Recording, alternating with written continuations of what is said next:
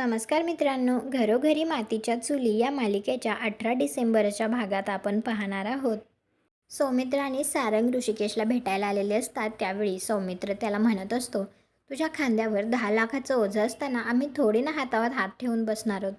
तर सारंग म्हणतो, तुला या परिस्थितीतून बाहेर काढण्यासाठी आम्ही मस्त आयडिया घेऊन आलोय दादा. इकडे आता माया मकरंदला म्हणत असते, गल्ली बोळात क्रिकेट स्पर्धा ऑर्गनाईज करतायत म्हणे.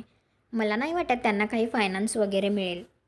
त्यानंतर आता ऋषिकेश एका प्रायव्हेट लिमिटेडमध्ये आलेला असतो. त्यावेळी तेथील ओनर त्याला म्हणत असतो, हे बघा माझ्याकडे तुमच्यासारख्या अशा 10 फायली पडल्यात.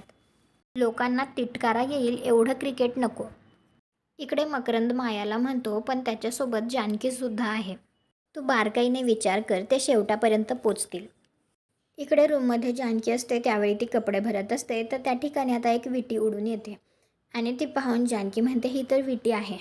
आणि तिच्या डोक्यात एक मस्त अशी आयडिया येते. तर ती मनात म्हणत असते, हीच तर आहे या प्रश्नाचं उत्तर. तुम्हाला हा भाग कसा वाटला ते कॉमेंट करून नक्की सांगा. व्हिडिओला लाईक करा. आपल्या मराठी मालिका चॅनलला सबस्क्राईब करा. भेटू पुढील भागात.